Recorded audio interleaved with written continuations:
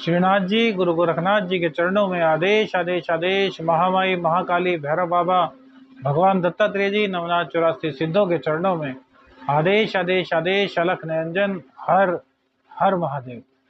आज बात करते हैं राहु राशि परिवर्तन का कर्क राशि पर क्या प्रभाव पड़ेगा। सबसे पहले कर्क राशि की बात करते हैं।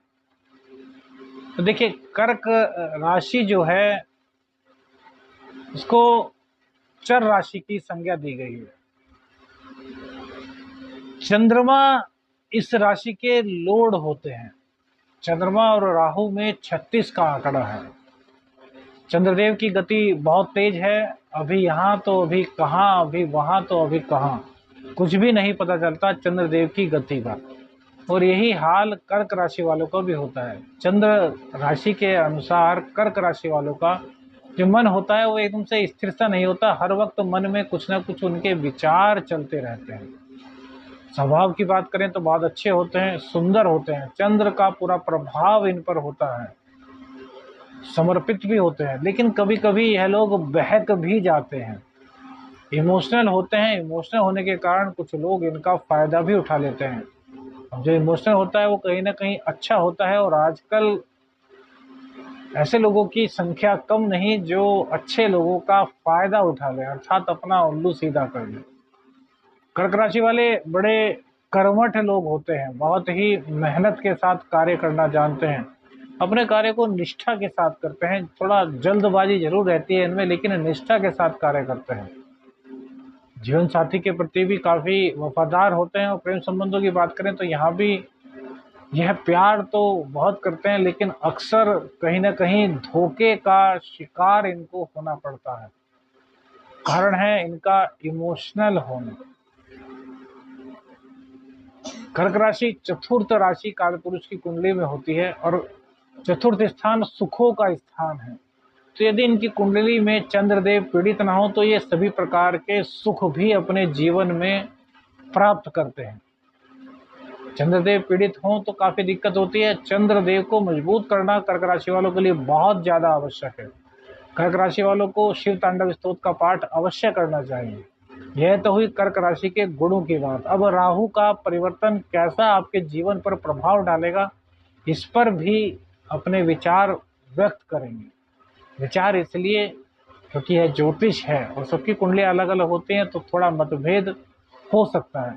मीन राशि में आपके देखिए, अभी तक तो जो राहु आपके थे वो आपके 10वें भाव में थे, तो राजनीति में आपको काफी अच्छा स्थान इन्होंने दिला होगा। घर में कलह का माहौल भी कहीं ना कहीं रहा होगा और व्यापार में इन्होंने आपके चार चांद जरूर लगाए होंगे।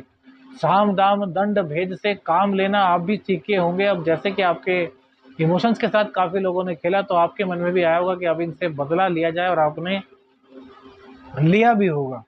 रोग रिपु ऋण को भी आपने समाप्त करने में काफी बड़ी भूमिका अब तक निभाई होगी पिछले 18 महीने। 30 अक्टूबर को ये आपके नवम भाव में आ जाएंगे, मीन राशि में, और उसके बाद जून 2025 तक यहीं रहेंगे। तो राहु नवम भाव में आएंगे तो ऐसे में क्या होगा? धर्म से विरक्ति होगी या धर्म में आपकी आसक्ति होगी? देखिए, राहु देव जो है वो एक भ्रामकता पैदा करते हैं, तो धर्म में भी कहीं ना कहीं आपको भ्रामकता लगेगी। लेकिन नवम भाव में बैठ करके राहु कहीं ना कहीं आपके भाग्य को जागृत करने का काम करेंगे, आपके भाग्य को आगे बढ़ाएंगे। क्यों? क्योंकि बड़े बड़े जोशियों ने कहा है, बड़े बड़े विद्वानों का मत है कि नवम भाव में कोई भी ग्रह अपना बुरा फल नहीं दिखाता, वो अपना अच्छा फल दिखाता है। अब यहाँ पर बात करें तो मीन राशि है जिसके कि स्वामी गुरुदेव हैं। तो मीन राशि के जो स्वामी गुरुदेव हैं वो नवम भाव से द्वितीय में रहेंगे, अर्थात आपके बिजनेस को भी यहाँ सपोर्ट करेंगे राहुदेव। और उसके बाद जून 2024 के आसपास गुरुदेव वृषभ राशि में जाएंगे, अर्थात तृतीय हो जाएंगे। तो यहाँ पर भी आपको पूरी तरीके से भाग्य का साथ मिलेगा।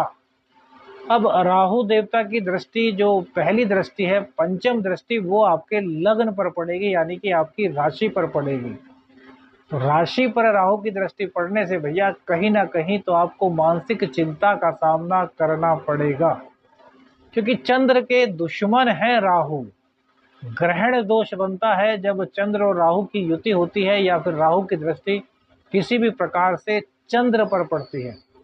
तो ऐसे में आपको ध्यान रखना है कि आपको विचलित नहीं होना, अपने मन को भ्रमित नहीं होने देना, क्योंकि राहु माया जाल में फंसाता है, आपको सपने दिखाएगा बहुत बड़े बड़े, कुछ लाभ भी आपको तुरंत करा देगा, लेकिन उसके बाद आपको एकदम से नीचे की ओर डाउन करने की कोशिश करेगा। तो आपको इन झंझावातों में नहीं फंसना, आपको अपने सही मार्ग पर चलना है, क्योंकि बृहस्पति का साथ आपको पूरी तरीके से मिलेगा और राहु भी नवम भाव में बैठ करके आपके भाग्य का साथ देगा।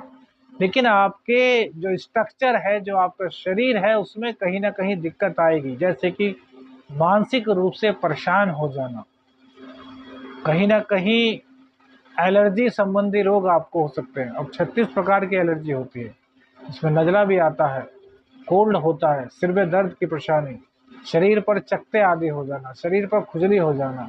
तो इस तरह की दिक्कतें आपको समय समय पर देखने को मिलेगी जब राहु चंद्र को पीड़ित करेंगे या फिर बुध को पीड़ित करेंगे। तो इस तरह की दिक्कतें आपको 2025 जून तक कहीं ना कहीं सताती रहेंगी। इसके लिए आपको क्या करना चाहिए, इसके साथ साथ आपको उपाय भी दे रहे हैं, क्योंकि रेमेडी अगर आप करते हैं तो फिर राहु देवता अपनी चाल नहीं चल पाएंगे। तो राहु देवता को दबाने के लिए आपको सबसे बढ़िया उपाय है भैरव बाबा की उपासना करना। भैरव बाबा बहुत कम भक्ति में प्रसन्न हो जाते हैं। अपने जीवन में एक नियम बांध लीजिए कि प्रत्येक रविवार को भैरव बाबा के मंदिर में जाना है, उनको दही और गुड़ मिला करके भोग लगाना है, और उसके बाद 5 या 7 पापड़, उड़द की दाल के पापड़ सरसों के तेल में भून करके भैरव बाबा को भोग लगाना है। और एक मंत्र है भ्रम, वहीं पर बैठ करके भैरव बाबा के चरणों में ध्यान लगाते हुए 5-6 मिनट, जितनी देर आपकी आस्था है, भ्रम भ्रम का जाप कीजिए। इससे आपकी यह दिक्कतें पूर्ण रूप से दूर हो जाएंगी। चंद्रदेव की उपासना करते रहिए, शिव तांडव स्तोत्र का पाठ करते रहिए, क्योंकि चंद्रदेव आपके लग्नेश हैं और शिव भगवान की आराधना से लग्नेश आपके मजबूत होंगे तो आपको ज्यादा दिक्कतों का सामना नहीं करना पड़ेगा, मानसिक अशांति आपको नहीं घेरेगी। अब इनकी जो दूसरी दृष्टि है, 7वीं दृष्टि, वो आपके पराक्रम भाव पर पड़ेगी, जो कि बहुत अच्छा है। राहु यहाँ पर कारकत्व की भूमिका निभाते हैं और यहाँ पर बुध देव की कन्या राशि पड़ती है। कन्या राशि में राहु देवता बहुत अच्छा फल देते हुए देखे गए हैं। तो आपके पराक्रम को बढ़ाएंगे, आपके अंदर ताकत लाएंगे, आपके अंदर नया जोश लाएंगे, आपके अंदर एक गजब की स्फूर्ति रहेगी। आपको कोई भी चीट इस दौरान नहीं कर पाएगा, क्योंकि भैया कहीं ना कहीं चीट कराने में भी राहु देवता का ही हाथ होता है। और जब राहु देवता की दृष्टि अपने भाव पर रहेगी तो फिर आपको कौन चीट कर पाएगा। इसलिए आपके लिए अति उत्तम स्थिति बनेगी कि आपको कोई भी चीट नहीं कर पाएगा और आप भाग्य का साथ पूरी तरीके से प्राप्त कर सकेंगे। एक चीज और बता दें कि पिता की सेवा करना, पिता की सलाह से कार्य करना, यह आपको फर्श से अर्श पर पहुंचा देगा राहु, अगर यदि आप ऐसा करते हैं। कि नवम भाव में भैया राहु देवता बुरा फल प्रदान नहीं करेंगे, यह आपके लिए पूरे युग का परिवर्तन करा देंगे, क्योंकि नवम भाव में बैठकर राहु आपको बहुत सारे अवसर प्रदान करने वाले हैं। इन अवसर को आप किस प्रकार से भुनाते हैं यह आपके ऊपर निर्भर है। क्यों? क्योंकि लगन पर दृष्टि डालकर वो आपको भरमाने की पूर्ण रूप से कोशिश करेंगे। यदि आप भ्रमित नहीं हुए, सदमार्ग पर चले, तो राहु देवता आपको निहाल करेंगे, और यदि आप भ्रमित हो जाते हैं तो भैया फिर आपको दिक्कत का सामना करना पड़ेगा। अब इनकी दृष्टि, जो 9वीं दृष्टि है, वो पड़ेगी आपके पंचम भाव पर, जहाँ की मंगल देव की राशि है। तो अपने ज्ञान के बल पर पैसा प्राप्त करेंगे। जो लोग रिसर्च के फील्ड में हैं उनके लिए बहुत अच्छा रहेगा। स्टूडेंट्स का थोड़ा मन भटकेगा जरूर, लेकिन फिर भी वो सफलता हासिल कर लेंगे। हाँ, प्रेम संबंधों में गलतफहमियां पैदा होना, प्रेम संबंधों में कहीं ना कहीं दरार पैदा होना, प्रेम संबंधों में किसी तीसरे का इन्वॉल्वमेंट हो जाना, प्रेम संबंधों में मिसअंडरस्टैंडिंग का एक के बाद एक कहीं होना, इस तरह की दिक्कतों से आपको सामना करना पड़ सकता है। तो जो हमने आपको उपाय बताया है भैरव वाला, यदि आप भैरव बाबा का वह उपाय करेंगे तब आपके लिए कोई भी दिक्कत नहीं होने वाली है।